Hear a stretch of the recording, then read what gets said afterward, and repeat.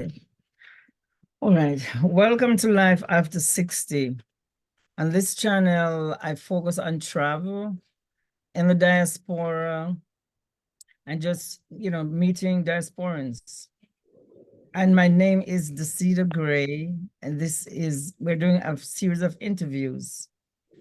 I have not given it a name, but if people if viewers would like to give it a name, they could leave it in the comments section.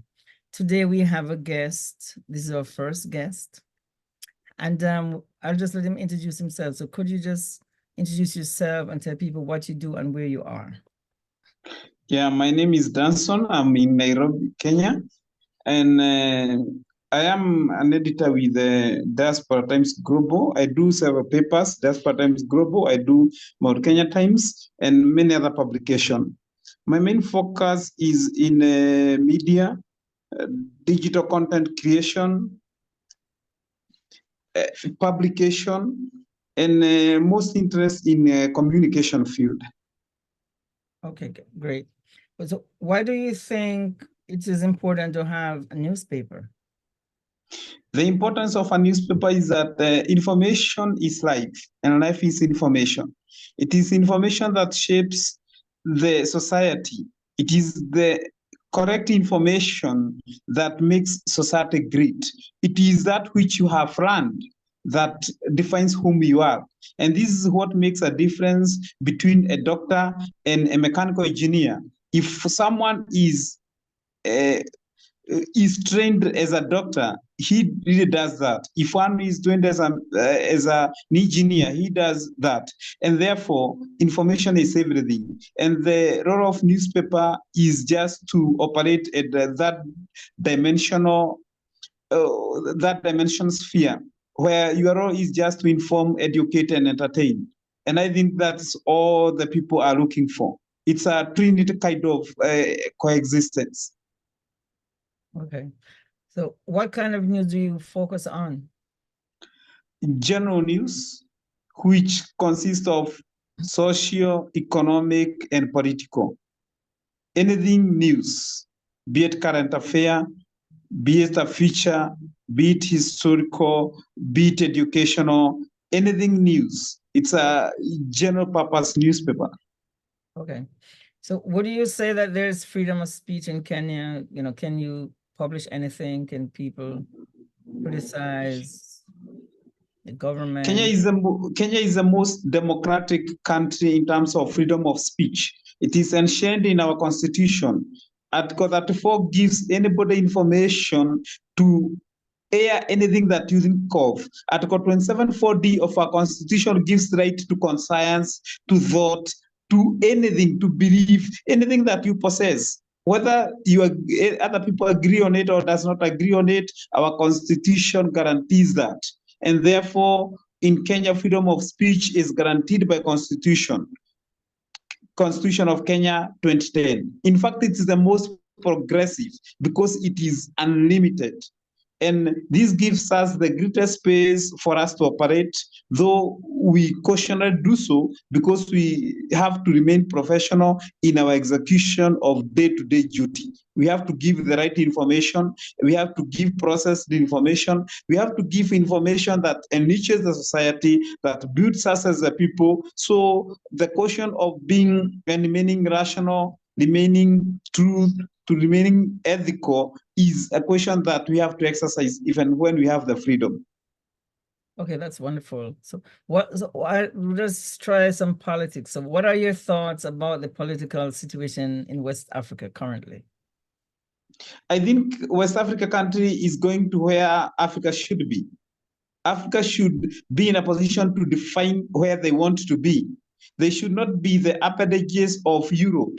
We should not be the extension of our colonial masters. I do believe in total freedom. The way African cannot go to Europe or America or even the extreme of Asia and dictate their terms. Similarly, Africa should be left to live and to mature and to have a full freedom and democracy. I think there is no democracy in West Africa when even the own federal reserves are controlled in France. And we are still called Francophone Africa. Most of West Africa are Francophone. How can you be a Francophone and be independent? I do think that whatever these people are trying to do is good to chart their way and to look for how to exist as African. And then we can mutually coexist with other parts of the world as true equals, but not as subjects. Okay, what are your thoughts on the proposed intercontinental trade? Intercontinental trade is the best thing that should happen. By the way, we should have Africa as a single unit, as a single continent, as a single country. A Gambian should be in a position to come to Nairobi, Kenya, and enjoy as if he or she was at her own country. A South African should be in a position to live in Morocco, and an Egyptian should live in Congo. In fact, we should have one government, one currency, one army. Africa should be considered as a borderless unit. In fact, I do not believe in the 55th countries in Africa. I do believe that Africa should consolidate to become a single country. And that is what shall give us the power, because we shall have a country that has got 1.2 billion people. That's a huge market. Even if you produce and you do not give it to any other country, I think 1.2 billion people as your market, as your platform to operate on, this is the way to go. And by the way, on the date of 1st, 2nd, and March, that of March, we are initiating a localized business conference known as Beyond Borders, Exploring Global Business Perspective, because we would like to see Africa trade with Africa and Africa trade with the world without having any borders. We think the borders that exist in Africa are necessary, and the airspace should be opened as early as yesterday. In fact, this is a delayed mission that should already be happening. Yeah, and I just want to make a comment on that because I totally agree with you. I was in Gambia last year, and we drove from Gambia to Guinea-Bissau, and the money on the road that we were charged, $400, just people just ripping us off, just driving there, at these checkpoints.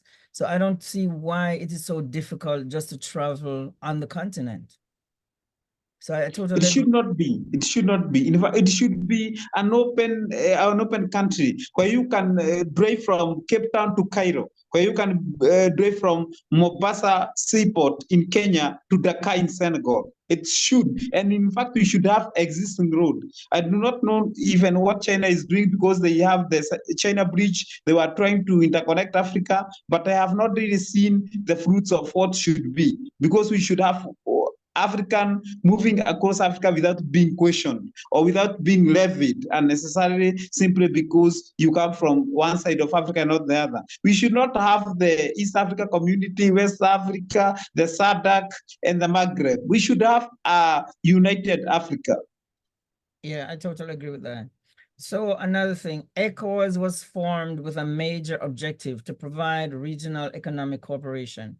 Do you think it is serving our continent based on the original objective, ECOWAS? If it were free, it could serve.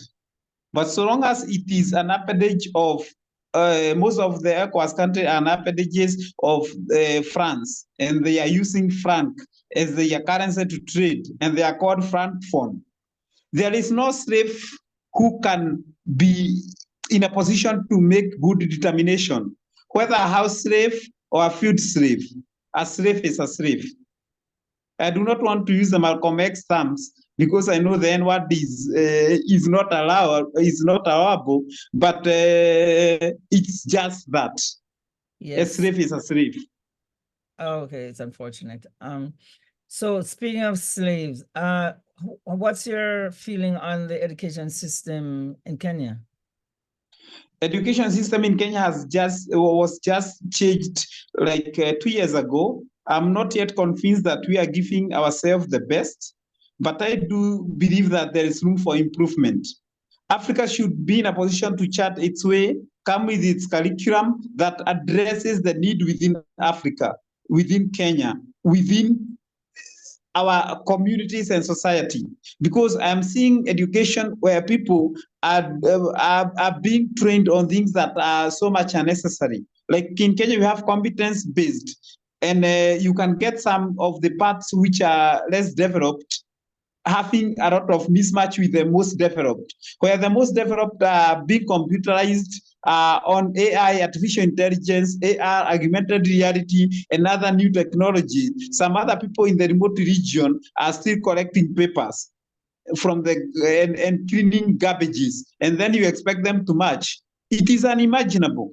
I come from a privileged part of this country because I come from the central place where there is no difference between the central region and the capital in Nairobi.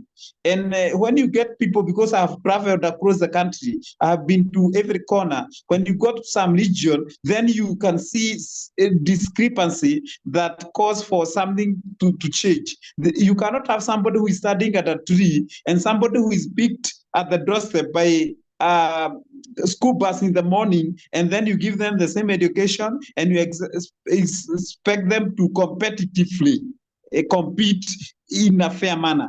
So I think there is much that needs to be done. Also, we need to align our education with the realities of today. I'm not seeing a lot of technology in terms of cyberspace, in terms of data science, in terms of artificial intelligence, Internet of Things. I think this is what should be taught in today's class, as exposed to some Vasco da Gamas who came, I don't know from where, heading to where. We do not need some histories that maybe just informs you of who existed when, without much impact of what that one can translate to today's better life, tomorrow's better life, and the other day's better life. Also, there is the mismatch of skills and whatever is required in the field. As a person who sometimes conduct interview, you get somebody with a degree, a bachelor's, a master's, or a PhD in a field, but does not have the tangible skills that that person needs to implement. And they have to be kept at they have to be kept at a program within your company for them to really know how to convert their theory to practice. We have got a lot of theory and we have got a lot of paper graduates who does not have specific skills that are required to survive in the field. And that's why sometimes, not only in Kenya, but across Africa, you get people complaining that I have a degree, but I'm not employable, because the case of unemployment in Kenya is so high. Because what you have are papers. And when you go to the field, somebody does not ask you where you studied. They ask you exactly what can you do. So you need to have the actual skills. It is better to have skills of how to repair a vehicle, because you have so many class 8 graduates who can repair a vehicle, and somebody who is having a master's in automobile engineering who cannot even repair a bicycle. And then you ask yourself, what are you looking for as an employer? And that's why sometimes you get most of the diploma graduates does better than degree graduate in any field, because most of the diplomas, and more so from the TVET, the technical institute, are more technical, they are skill-based, and they give what you require. And then somebody tells you that I'm so learned, I have the paper, I have to man you, and then you're asking, how can you supervise a program that you cannot execute? Yeah, but I think there's a mismatch. Yeah, and I also feel that a society takes a variety of people to create it, so everyone cannot be studying the same thing. And if you're studying, you need to be doing field work also during your studies as to, implementing, but skills are critical. And one of the reasons why I asked you about education, because last week I was looking at a blogger in Kenya. They were on the street and they were asking why Kenyans love Jamaica so much. And of course, everyone was saying, reggae music and all that. So she asked, do you know where Jamaica is? And the person said, outside of Africa. So I was just wondering if they are teaching geography on the continent. Are they teaching African history out, like slavery and where are all these Africans are they teaching those things? Yeah, the education system that is happening today in Kenya has got a lot of deficiency as opposed to when we were studying, because you had to study geography, history, and civics from class 4 up to class 8. Sometimes children are taking geography at the secondary school, which means that they miss a lot. And also the world that is happening today, when technology came into place, sometimes it replaces some analytical thinking, and you get people do not take much interest into where other countries are, what happens in other regions, not unless those people get an interest in that country, and then there is something they are doing together. So I think that's what we had talked there. We had talked about the education system. I think it is not addressing things that matters. There are some things that are left out. Okay, great. Okay. So I have another question for you. Africa is a very rich continent, but many of the citizens are not enjoying the wealth. So what do you see as one of the major, maybe one or two of the major problems, because there's a lot of problems? The biggest problem is he who owns Africa. I wish you understand the Swahili language. We have the owners of Africa and we have the Africans. Okay. And Africa is anybody who is living in Africa, and the owners of Africa are them that owns the factors of production in Africa. Let me give a case in point. Congo DRC is the richest country in the world in terms of minerals, but it is the poorest in terms of existence. Yeah. See things that happens in Congo. They do not have a single factory that manufactures guns, yet you get the latest guns in Congo forest, people fighting. How do they get to Congo forest? Who procures? Who benefits? Exactly. So if you look at Africa, all the natural resources still remains to the colonial masters. And I do not want to complain a lot. But what I should look at it, and when I look at it objectively, is that the factors of production within Africa are not African owned, and therefore Africa is not owned by Africans. Yeah, and I think it's important for us to have these kind of conversations, because Africa as a continent has a high illiteracy rate also. I feel like educating and letting people become more aware, they'll start thinking about these things, and start realizing what is happening to us, to our continent, because as Black people, we're the richest people on earth because we have a continent, but we are not. So this is very good. So if you could visit a group of Africans in the diaspora, who would you visit and why?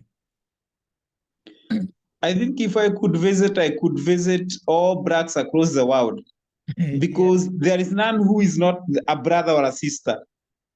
I think all of them, I see them as brothers and sisters across the world, wherever they are. And I think I have a lot of lessons to learn, because what I will learn in America is not what I will learn in Europe. What I learn in Europe may be not what I will learn in Australia, or maybe in Middle East, country like Papua Guinea, where Africans are still treated as third or fourth class citizen, or Aborigines in Australia. Okay.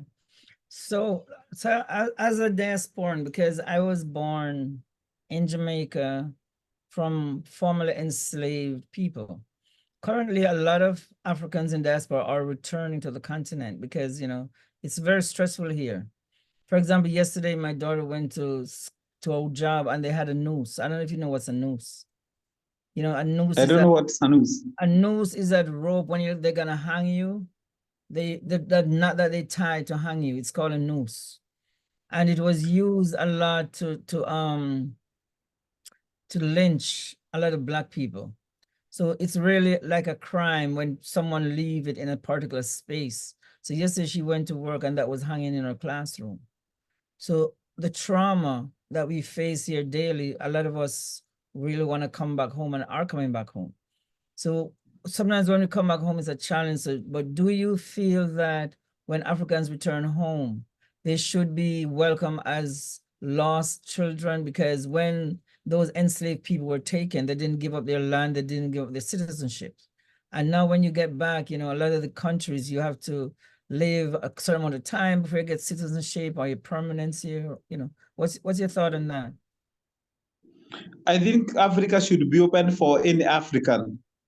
And even by the look and the features of Africa, you can tell who is an African. And I do think that anybody whose descendants were from Africa should be allowed back without any questioning. And they should be allowed in any part of Africa that they deem fit for them to live. They should not be subjected to any kind of analysis, whether they came from West Africa, southern part of Africa, Eastern Africa, or North Africa. An African should have a residence in Africa without any other interrogation. I think they should be welcome, they should be allowed, and equally, they should be allowed in other part of the world.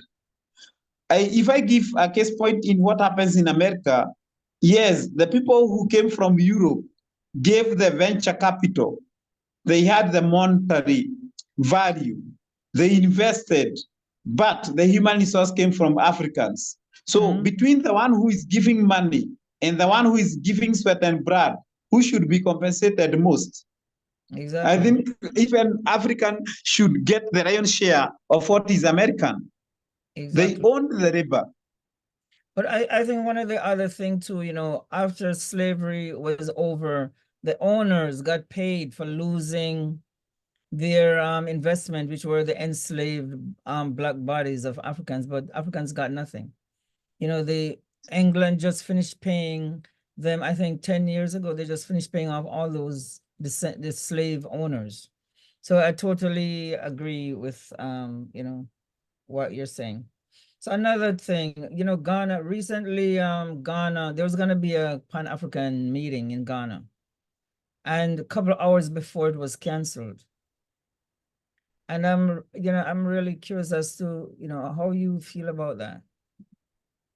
So long as Africa and African continental bodies like AU, African Union, are not funded by African, then they do not have autonomy, they do not have independence, and they cannot control their program.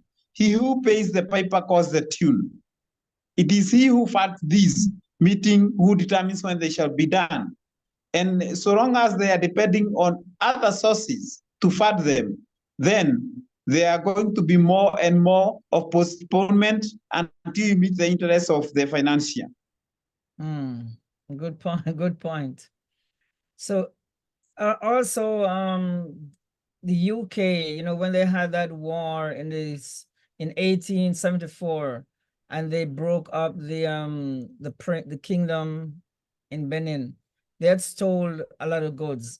So last week they're actually loaning some of those goods to Ghana. So do you feel like they should be given back or they should be loaned? They should be given back.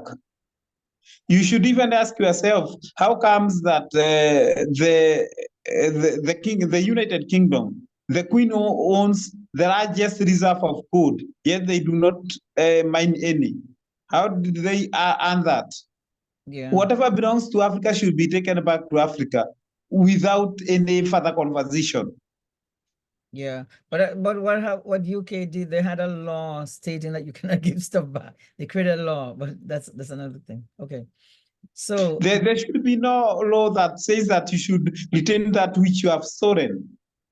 Yeah, but they create stuff to please themselves. Okay, so also, do you think African leaders and kings should give a public apology for their ancestors who sold their fellow brothers and sisters to the West? They should. Why? But I do not expect them to do so. Why? Most of presidents and government leaders in Africa are proxies of the West. And there is no way that you can tell me that if you are proxy of the West, then you can give an apology when the master has not sanctioned you. So I do not expect, but they should. Okay. So another thing too, why do you think the West tend to kill African leaders who try to do good for the country. You know, they kill all these leaders. No, any slave master would celebrate the freedom of the slaves. It means that free labor is gone. It means that cheap labor is gone. It means that exploitation is gone. You do not expect anything in the animal kingdom. There is no day that the carnivores, like lions, shall celebrate the freedom of gazelles. And therefore, you cannot expect that to happen. Interesting point. Okay. So and there's another issue happening across the continent with land. So recently I learned that in Nairobi, no, is it Nairobi? So yeah, in Namibia, the population of Europeans there are 9%, but they seem to own 90% of the land. So do you feel that the land should be taken back from these Europeans and redistributed since as they got it? They forcefully took the land and killed all the people. So what do you think about that? I think it should be returned as early as yesterday. This happens in other countries like Zimbabwe and also in South Africa. In South Africa, they own the flag, and the European there own the economy. There is nothing much that happened in terms of the South Africa.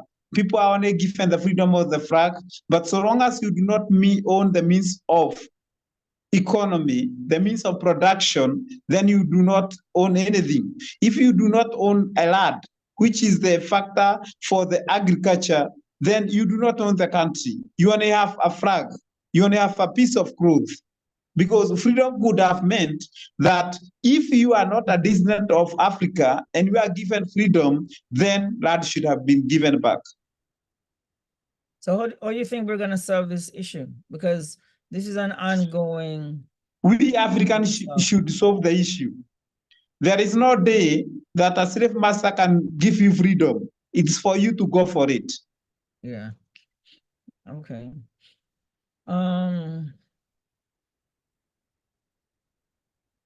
The idea of one Africa at home and abroad began with Marcus Garvey over 100 years, right? He influenced many freedom fighters on the continent and around the world. But why do you think that vision is taking so long to get legs in Africa? Because we talk about it, we know what the problem is. There's a lot of talk, but why are they taking so long to actually, let these things start walking? The psychology of servitude or slavery is that the enslaved never want to get freedom because they see as if their masters are their saviors. And why it is not getting root in Africa is if you go to any African dissident, I don't know whether it is right to use this, a black African. If you go to them and ask them, who is your role model? They are not going to say Marcus Garvey. They are going to mention other names, the names of the children of the oppressors or oppressors themselves. So without running the risk of being seen as a racist, I think Africa do not believe in in other parts of the world. They do not take them as their concern. And not until the day that Africans shall realize that there is no difference between an African living in Africa or an African living in other part of the world, that we shall liberalize ourselves, free ourselves, and live to the true meaning of why God created us. So yeah, I also wonder why wherever we find ourselves living as an African, we seem like everyone wants to oppress us. So do you think this is like out of jealousy because we're so strong, because we're the first people, or just hatred? What do you think is causing this? It doesn't matter. It's about three things. One is the education system. How are people initiated in terms of learning? What are they given as role models?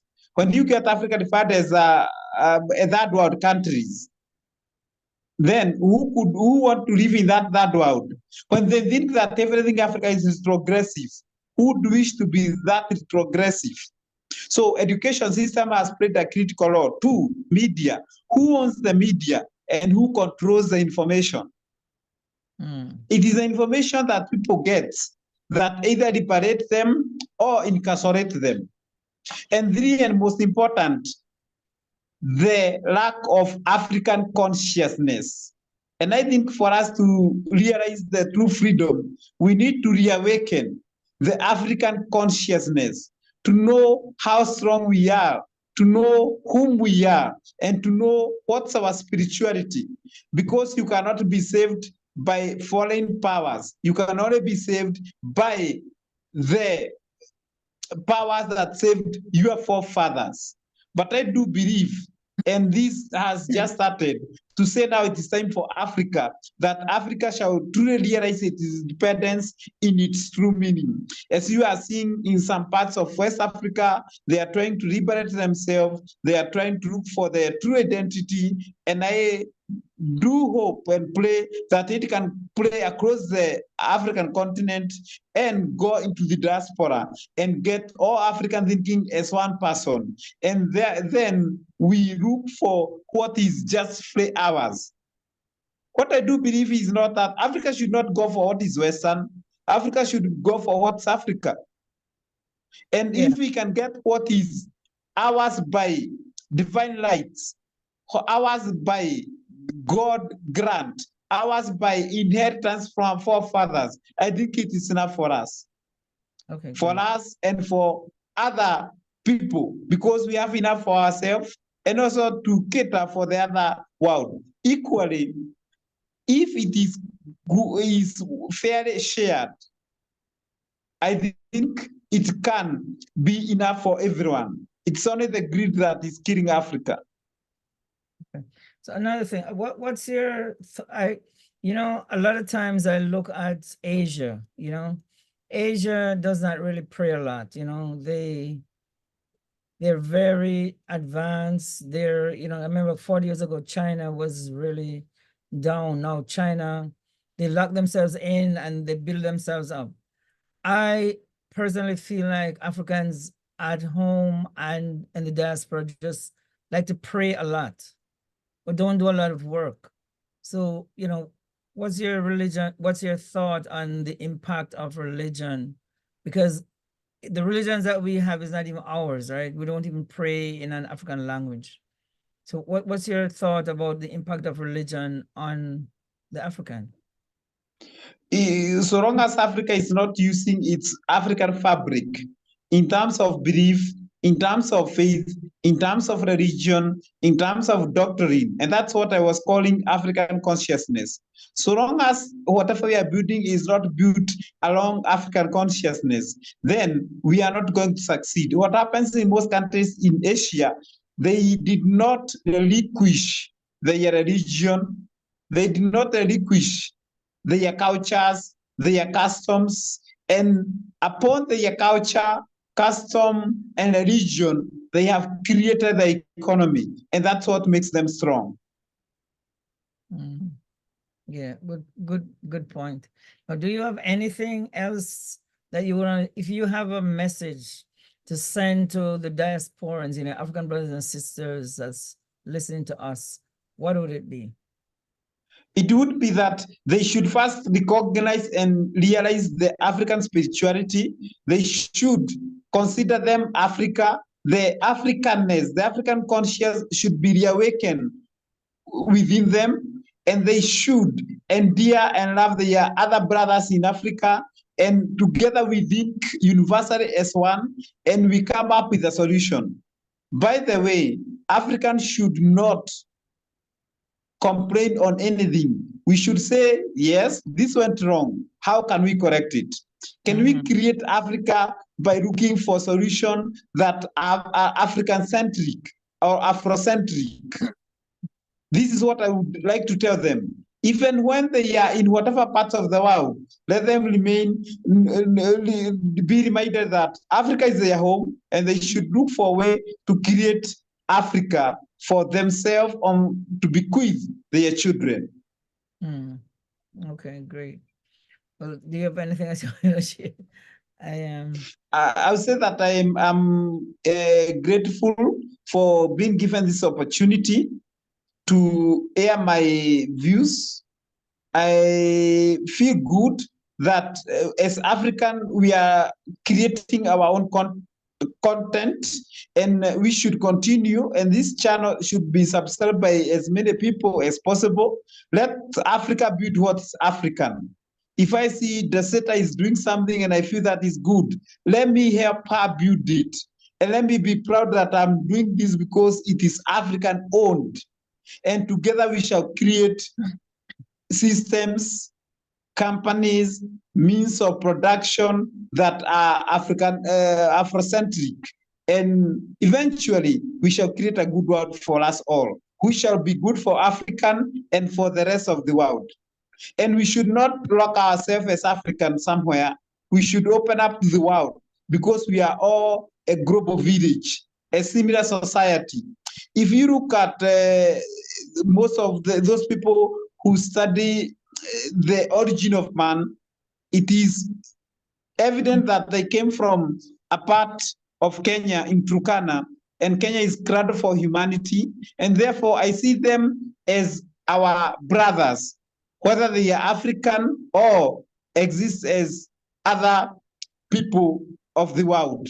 And we should open Africa. We should not even think about uncrossing Africa for Africa. We should think about how can we coexist with others, but as equals, not as subjects.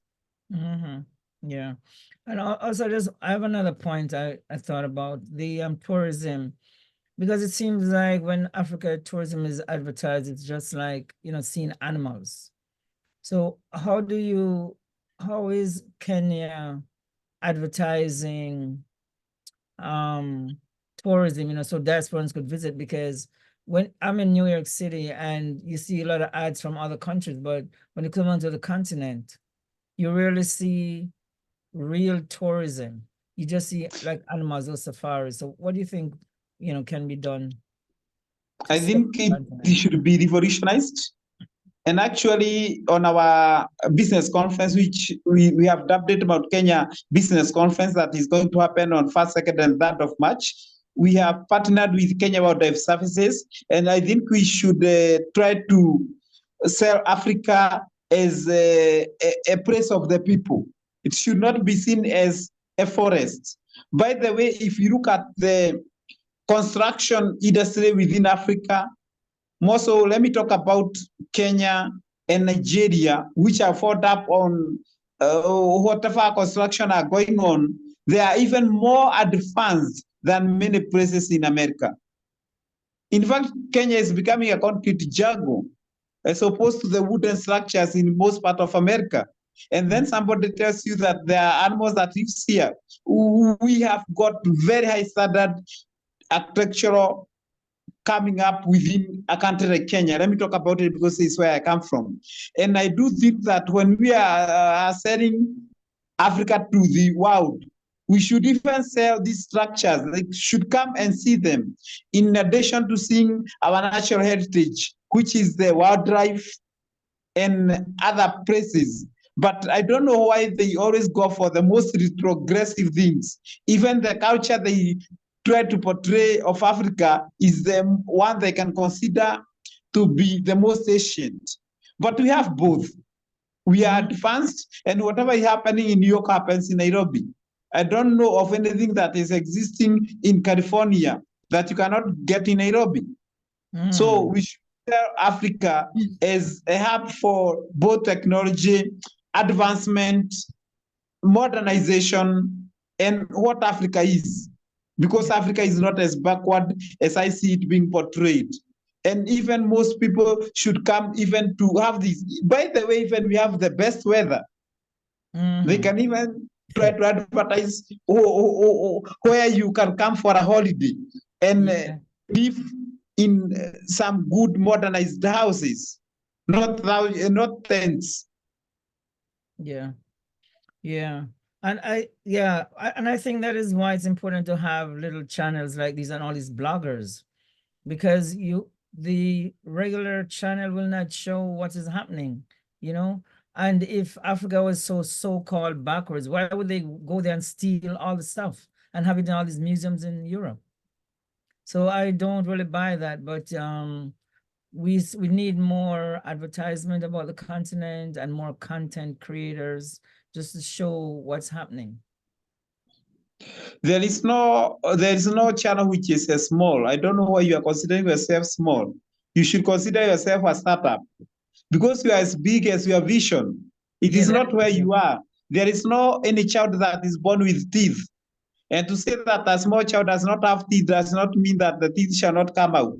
yeah, It that is is, as if you go and see a 3-year-old girl. She yeah, has breasts. They might be small, but she will yeah, become a mother one day. And yeah, therefore, you cannot say that she is breastless. No, she have them. It is only that they have not grown. So I yes, see this as a growing channel. I see yeah, it as big. I see it as huge because it is as big or as huge as its vision. yeah, that And is, that's why I said, if all Africans buy what is African, your channel can be consumed by 1.2 billion Africans yeah, that is living true. in Africa. So it That's is huge. Yeah, that's what we're trying to do. And in fact, we also have a shop in Africa where we're making bags, and we want to get them across so people would stop using plastic bags, because I strongly believe that we have to buy African and we have to make things on the continent. Sometimes when I get to the continent, I look around, kids don't even wear African clothes anymore. So the industry, the fabric industry is going down because China is making fake African materials and bringing it back to Africa. So all these things, we need to have several conversations about so people could be aware and stop doing that. I think whatever you have said is totally correct because Africa should consume what is African Mm-hmm. and reject that which is not natural. Africa is more endowed with the resources, Mm-hmm. and we should not be taking substandard things from China or any other country. I have ever been to China and they ask you, for which market are you buying? Is it for European? Is it for an Asian market or an African market? And they dump all their substandard goods in Africa. I think that one should be resisted Yeah, outright. And that's they should even not be allowed, even by their government, to mm, produce anything they call it for the African market. Clear knowing that this does not mean the quality standards. Africans are not subhuman. but And I think it should be clear to the Chinese government and any other government that produces goods for Africa that do not meet standard. We should have a unified standard. What's good for Europe should be good for Africa. What's good for America should be good for Africa. And even what's good for them Chinese is yeah. what they should produce for Africa. But I also feel like the African governments need to demand standards, because if you allow anything to come into your country, it's your fault, Just like how all these used clothes they bring in, and when you go to the market, there's so much old used clothes from Europe and stuff.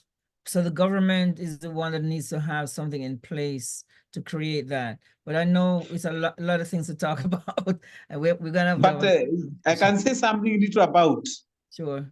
It's all about the complete supply chain. If Mm-hmm. there is no production, there shall be no consumption. If Chinese stops producing substandard goods, then we shall not have them.